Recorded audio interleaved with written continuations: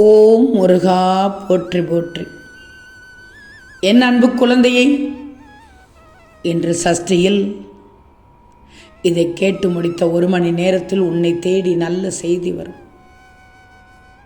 திருச்செந்தூர் முருகனை நீ நம்பினால் மட்டும் கேள்.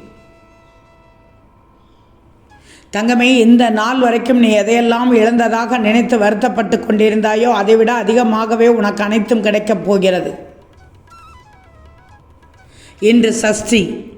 இந்த பதிவை கேட்கும் முன் ஓம் சரவணபவ என்று பதிவிடு. ஓம் சரவணபவ என்று 6 முறை எழுதிவிடு, பதிவு செய். நிச்சயம் இன்று சஷ்டியில்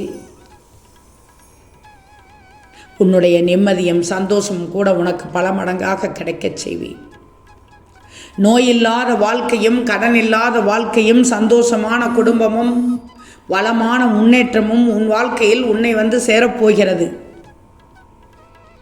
இதை கேட்கும் இந்த நொடியில் நான் சொல்வதை நீ கேட்டுக்கொண்டிருந்தால் உன் வாழ்க்கையில் ஏதாவது ஒரு தருணத்தில் இது அனைத்தும் உன்னை நிச்சயம் வந்தடையும் என்ற நம்பிக்கை உனக்கு இருந்தால் இப்போதே ஓம் சரவணபவ என்று 6 முறை பதிவு செய்.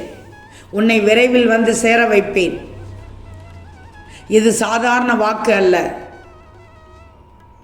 இது உன் முருகனின் சத்திய வாக்கு, சஷ்டியில் தரும் சத்திய வாக்கு. உனக்கான வாழ்க்கையை அனுபவித்து சந்தோஷமாகவும் சுகமாகவும் நீ வாழ வேண்டிய தருணம் வந்துவிட்டது. சர்வ மங்களமும் பெற்று சகல சௌபாக்கியங்களோடு உன் வாழ்க்கையை தொடரப் போகிறாய். இன்னும் 1 மணி நேரத்திற்குள் உன் வாழ்க்கையில் புதிய மாற்றம் ஏற்பட போகிறது. அதை உணர்ந்து நிச்சயம் நீயும் சந்தோஷப்படுவாய். இதுவரை கஷ்டப்பட்டு கொண்டிருந்த உன் வாழ்க்கை, பிரச்சனையாக இருந்த உன் வாழ்க்கை, சோதனையாக இருந்த வாழ்க்கை, வருத்தப்பட்டு கொண்டிருந்த உன் வாழ்க்கை தலைகீழாக மாறப்போகிறது.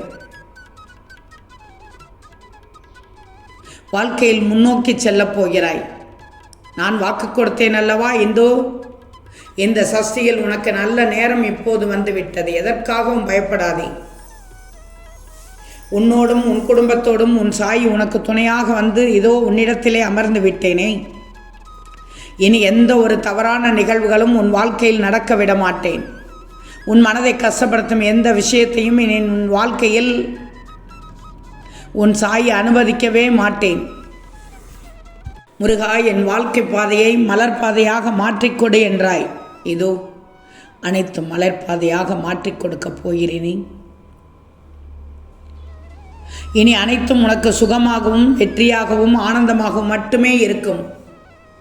எப்போதுதான் என் வாழ்க்கை மாறுமோ முருகா என்று வருத்தப்பட்டு என்னிடம் அழுத என் பிள்ளை இடத்தில் இப்போது சொல்கிறேன், உன் வாழ்க்கையை நான் மாற்றிக் கொடுக்கப் போகிறேன்.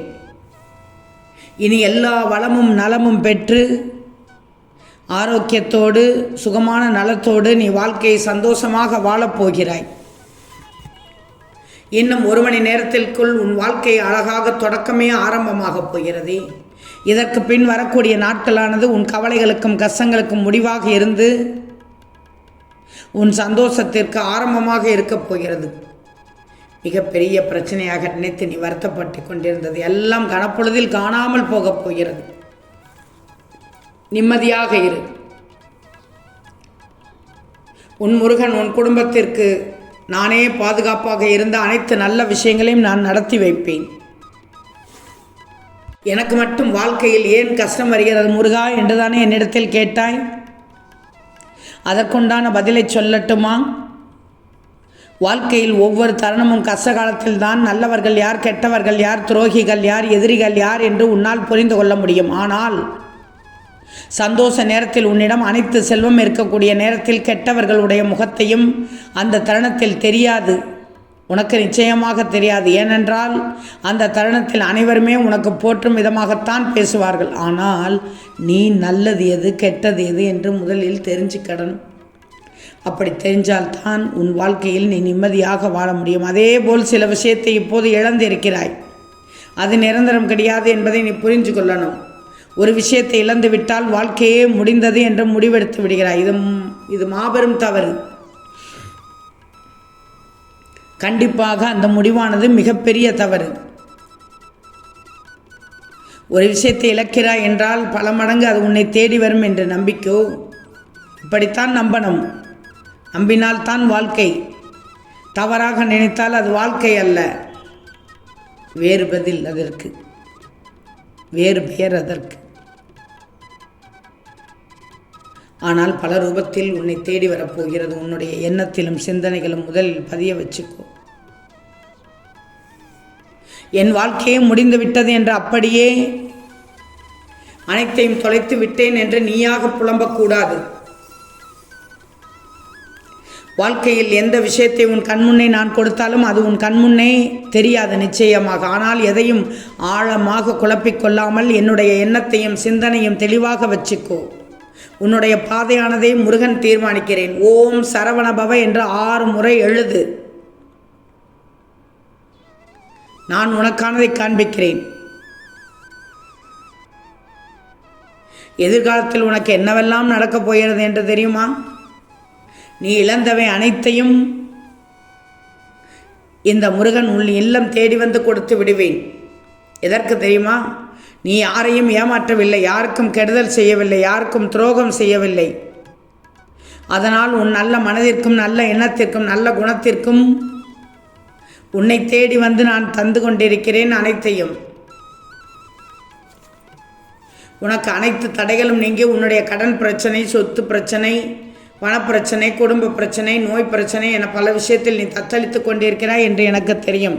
இதோ இந்த சஷ்டியில் இதை கேட்டு முடித்த 1 மணி நேரத்தில், இந்த தத்தளிக்கக்கூடிய தருணத்தில் உனக்கு அனைத்து விஷயங்களையும் நான் தாங்கிக் கொண்டு உனக்கு அனைத்து விஷயம் சரி செய்து கொடுக்கிறேன். இது உன் முருகனின் சத்திய வாக்கு. நான் சொன்னால் சொன்னது போல் செய்வேன்.